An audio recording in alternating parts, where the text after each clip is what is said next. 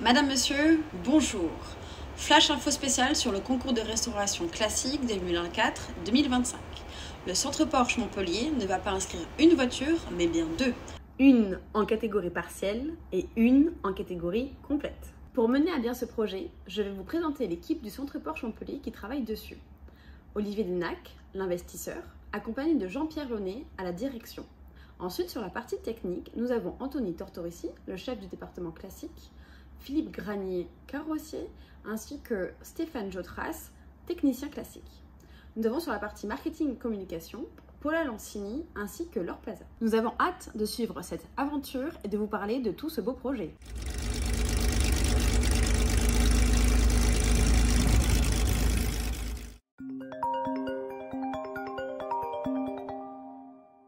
Ouais Philippe, salut. Ouais, Ça salut va à tous. Mauvaise nouvelle, hein. J'ai eu un accident de moto. Je suis à l'hôpital. C'est catastrophique. Breaking news. Nous venons d'apprendre que l'un des salariés du Centre Porsche Montpellier vient d'avoir un terrible accident. Rapprochons-nous des équipes pour avoir un peu plus de nouvelles. Je travaille sur les Porsche classiques depuis à peu près 10 ans. Donc je travaillais sur une 2 litres de S pour une restauration totale pour le concours 2025. Ça s'est arrêté suite à ma chute à moto 27 avril. Dans une zone de freinage, je me suis mis à guidonner. Je suis passé par devant la moto et j'ai tapé un appui qui m'a arrêté net. Et sur ce, bassin cassé, clavicule cassée, omoplate cassée et toutes les côtes. Et maintenant, nous allons vous raconter l'histoire de cette 911 Sportomatique. Cette voiture, je crois que je l'ai achetée en 1989 ou 1990. J'ai acheté cette voiture par l'indication d'un spécialiste Porsche chez qui j'avais travaillé à l'époque et qui avait vu cette voiture passer à l'atelier et qui m'a indiqué que le propriétaire voulait s'en débarrasser. Et donc j'ai pris contact avec le propriétaire pour lui acheter à la grande monte. Comme c'était une Sportomatique, elle était pas chère et j'avais les moyens de l'acheter. Donc j'ai acheté une Sportomatique, pas parce que c'était une Sportomatique, mais pour le prix. Et à l'époque, je crois que j'ai payé cette voiture 30 000 francs. J'avais à peu près 20 ans. J'ai dû faire moins de 2000 km. Elle était rouge, donc tout de suite je l'ai amenée repeindre en blanc. Je ne savais pas que c'était sa peinture d'origine. À l'époque, on n'était pas à cheval comme on est aujourd'hui sur les teintes d'origine des voitures. J'ai dû la garder 6 mois. J'ai décidé de travailler. J'ai stocké la voiture et elle a suivi les divers garages que j'avais montés. Je l'ai achetée avant même de savoir comment se comportait une Sportomatique. On appelait ça les voitures à 2 pédales. Les 911 à 2 pédales, puisqu'en fait l'embrayage, la subtilité de cette voiture, c'est que l'embrayage est piloté par le levier de vitesse. Quand on met la main sur le levier de vitesse, ça pilote l'embrayage et on peut passer les vitesses. Donc c'est très lent, mais c'est très agréable à rouler quand on veut en profiter et technologiquement, c'est très intéressant. Cette voiture, quand je l'ai achetée, elle était pas mal, hein. Elle était plutôt saine. Il y avait des travaux à prévoir mécaniques. Aujourd'hui, c'est une belle base de restauration. Et en plus, il y avait son moteur, sa boîte d'origine, avec un bloc alu. C'était quand même une voiture qui n'avait pas été trafiquée, comme on en voit beaucoup dans ces années-là. Pourquoi cette voiture n'a pas été trafiquée? Parce que c'était une Sportomatique, qui n'était pas aimée par les gens, parce que ce n'était pas considéré comme une sportive, comme une 911 classique. Quand on a eu les informations pour le concours Porsche classique, on avait la voiture qui était destinée à une restauration complète, une 911 1969. Première main, c'était la première Porsche à injection mécanique de série et on n'avait pas d'idée pour le partiel. C'est lors d'un déjeuner avec Anthony qu'Anthony a réalisé qu'on avait ce moteur et boîte à restaurer et qu'il nous fallait une occasion pour le restaurer et on s'est dit pourquoi pas dans le cadre du concours Porsche classique. C'est une voiture qui est faite pour rouler, pas pour être stockée.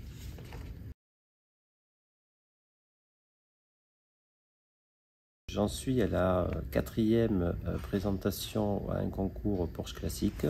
Cette voiture, je l'ai connue moi il y a des années déjà. Je travaillais pour Monsieur Denac déjà il y a 24 ans. Et j'ai toujours connu cette voiture dans le champ qui était l'emplacement de la concession Porsche depuis 14 ans aujourd'hui. Ce champ était envahi de cannes de Provence.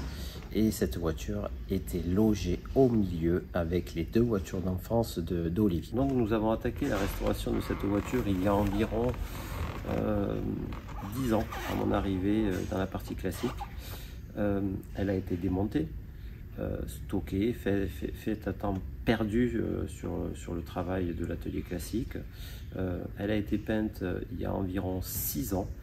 Elle a été remontée sur un délai de 3 ans et nous avons mis un moteur de passe que l'on avait récupéré sur une autre voiture pour pouvoir commencer à rouler avec. Son moteur à elle était sur une palette dans la partie moteur, dans la salle moteur, sous un établi stocké avec toute sa poussière d'origine depuis peut-être une quinzaine d'années. Nous avons commencé à sortir le moteur de sous l'établi, nous l'avons dépoussiéré, nous avons commencé à le démonter. C'est un moteur qui est complètement d'origine, qui a été légèrement transformé avec un échappement. Tout ça, on a remplacé et nous avons remis type d'origine. Nous avons la dernière génération sur ce moteur du bloc dit alu des premières générations de 911 et on a tout récupéré sauf la cylindrée. Nous avons dû couper toute la cylindrée, le piston pour pouvoir sortir toute la cylindrée au démontage. Le moteur a été refait dans son intégralité. La boîte, chose que l'on ne connaissait pas au démontage, a été refait par Stéphane. Ça a été un peu compliqué, mais voilà, on est arrivé au bout de la restauration. Et aujourd'hui, j'ai pour la première fois conduite une 911 Sportomatique. En 11 ans, je n'avais pas eu encore l'occasion de le faire. Le passage de rapport est très lent. On n'a pas le droit de toucher le levier de vitesse en roulant, il faut le savoir. À peine on effleure le levier, il y a le mécanisme qui se met en route, la languette du levier qui donne l'information au poumon d'embrayer et de débrayer à notre place. Donc du coup, on n'a plus de traction sur le moteur. Donc quand on roule avec ces voitures, interdiction de toucher le levier de vitesse. C'est important. Voilà. La boîte est sympathique, même si elle est lente, c'est quand même agréable pour l'année 68. Sur la globalité du projet, nous avons environ passé entre 190 et 195 heures de main-d'œuvre en totalité. Nous avons commencé bien sûr par le démontage moteur. En moteur en lui-même, on a passé 120 heures environ entre le démontage, ouverture totale, traitement, nettoyage, on va dire sablage de certaines pièces. Après, il y a eu de la sous-traitance de traitement du bloc moteur, des carénages qui sont autour, et après nous avons sablé tout ce qui était tôle, nous avons fait une peinture époxy dessus pour la tenue dans le temps, et nous avons commencé, on a eu des surprises au démontage, et les cylindres fissurés, le moteur grippé, nous avons ouvert complètement le moteur, on a fait refaire une super finition sur le vilebrequin qui était bon à notre grande surprise. Nous avons changé tout ce qui est pompe à huile, tous les coussinets, nous avons changé la cylindrée complète, on a été bien obligé. Nous avons refait les culasses, les soupapes, nous avons remonté l'ensemble, nous avons modifié quelques tôles moteurs qui ne se trouvaient plus. Tout a été remonté bien sûr dans les règles de l'art et ajusté par Stéphane, le mécanicien. On a aussi changé les carbus qui étaient complètement grippés sur les axes de papillon. On a été obligé de mettre des carbus Weber neufs. Voilà. Puis nous avons, une fois tout assemblé, mis le moteur sur le banc pour le faire tourner et le rôder avant de le faire passer dans la voiture. Bien sûr, nous l'avons mis sur notre banc avec une boîte manuelle, impossible de le mettre avec la boîte Sportomatique pour le rôder.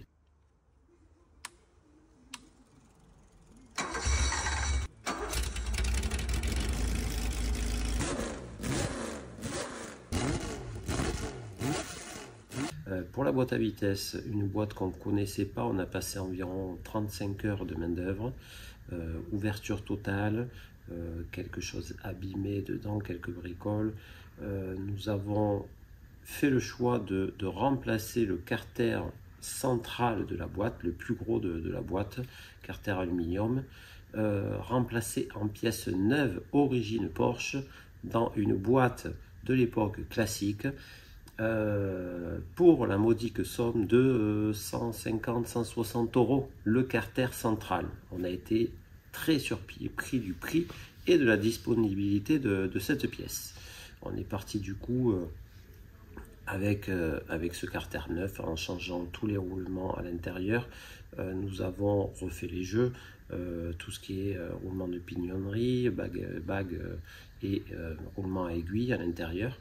Nous avons eu des soucis pour le guidage des doigts de verrouillage. Nous avons pu refermer la boîte en se tirant les cheveux, on va dire.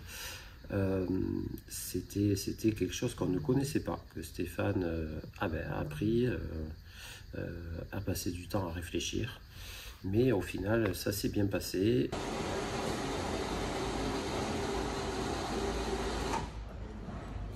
La jauge au tableau de bord de température d'huile est directement prise sur le circuit de boîte. Parce que quand on roulait avec ces voitures à l'époque, de ceux que j'ai entendus et de ceux que j'ai lus aussi, on prenait la température à cet endroit parce que c'était là où elle chauffait le plus au final. Du coup, on se prenait ici. On avait aussi sur le compteur une aiguille avec signalement de température différent des modèles boîte manuelle. Voilà. Et cette voiture, on a remis du coup le compteur d'origine Sportomatic. Voilà. On a passé un peu de temps en électricité, à peu près une quinzaine d'heures, pour réajuster un peu je dirais la partie électrique de la boîte et du moteur par rapport au roulage qu'on avait fait avant avec cette caisse avec un moteur 2 litres aussi, mais en boîte manuelle. On a remonté le levier Sportomatic et réadapté toute l'électricité par rapport à cette voiture qu'on remet à l'origine avec sa boîte Sportomatic. L'étape échappement, nous avons passé environ 6 heures à démonter un échappement et à remonter un échappement neuf, on va dire, puisque juste l'échappement n'était pas d'origine quand on a trouvé ce moteur avec cette voiture. Voilà. Tout le circuit de carburant a été vérifié, les durites, chose qui avait été fait il y a déjà 3-4 ans quand la voiture a été remontée. Nous avons repassé des tuyaux, remis des caoutchoucs neufs.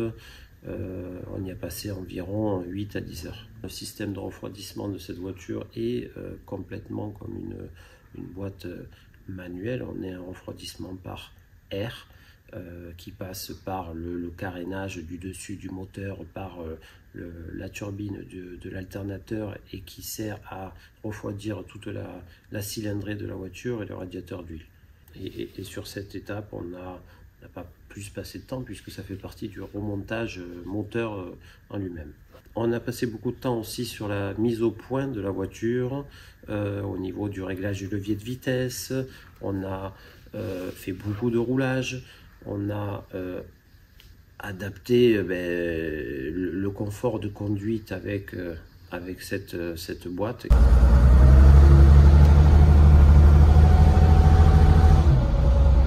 On a fait des réglages un petit peu dans tous les sens au niveau du levier, derrière de l'électrovanne, mais c'est hyper fin et avec les valeurs qu'il y avait à mettre d'origine, ça se faisait pas comme je voulais, beaucoup d'à-coups et tout ça. Quand on se retrouve le levier, on a l'impression que l'embrayage patine encore un peu.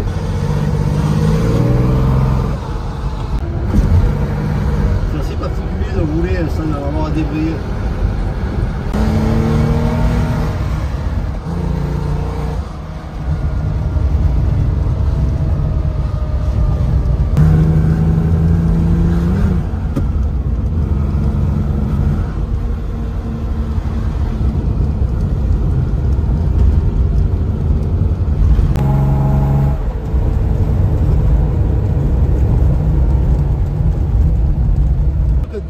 de là où on est parti, c'est-à-dire un véhicule qui est resté dans la terre pendant plus de 20 ans, un moteur qui était rempli de tout, de nids de guêpes, d'eau, qui a cassé les siennes avec le gel.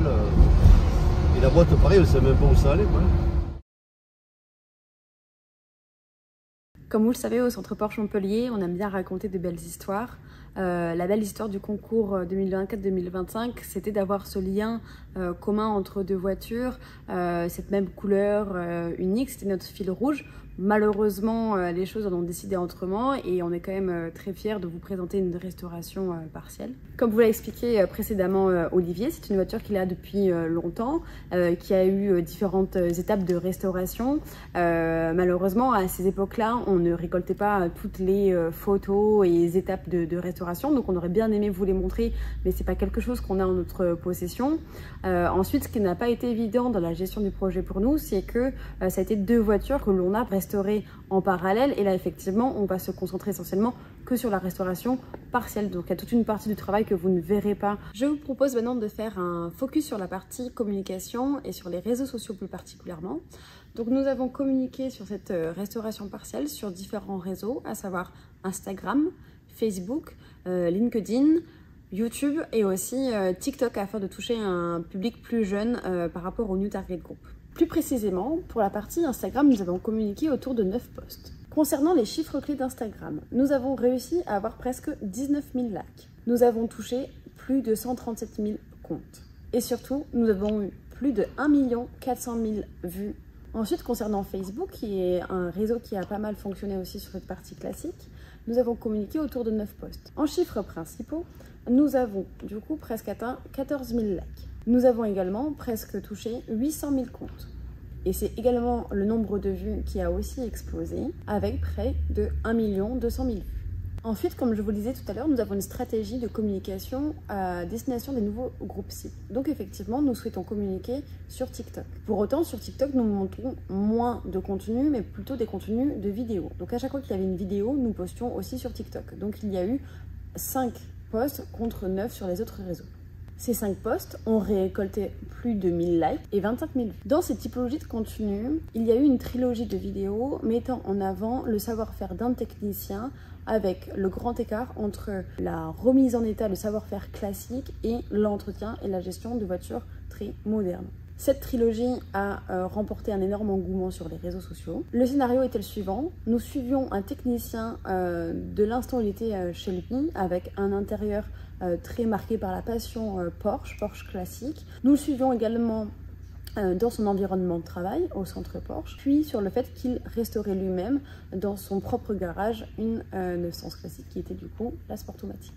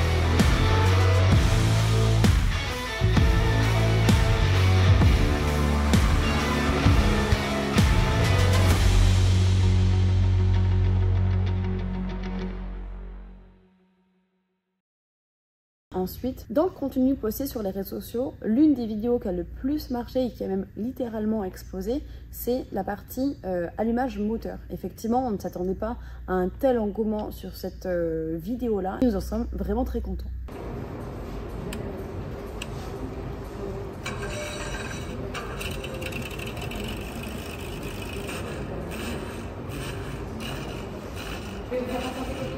avec cette vidéo-là, nous avons atteint plusieurs fois le million et dépassé même le million à la fois sur Facebook et sur Instagram.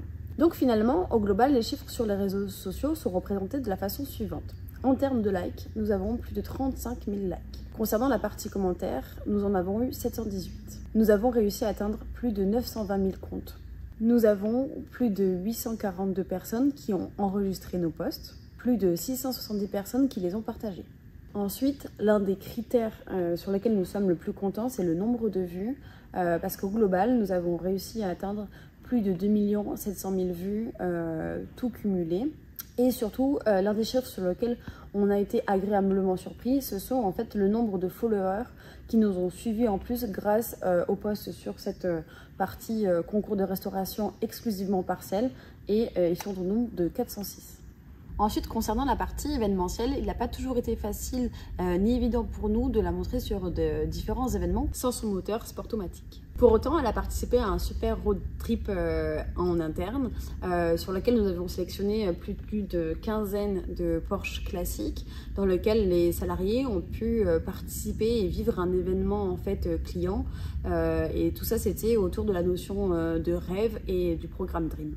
Ensuite, nous souhaitions l'exposer dans notre soirée annuelle des ateliers qui a eu lieu en décembre dernier. Sur cet événement, il y avait 232 participants et la philosophie, c'était vraiment de montrer les ateliers dans un univers un petit peu différent, et le motto, c'était prendre soin de soi et prendre soin de sa voiture. Donc il y avait des parallèles entre l'action de prendre soin de sa voiture et le fait de prendre soin de soi. Il y avait donc un spécialiste du cuir qui a fait des démonstrations sur la partie nettoyage et entretien du cuir, notamment sur les classiques. Ensuite, nous avions un partenaire qui nous montrait la partie protection avec des PPF.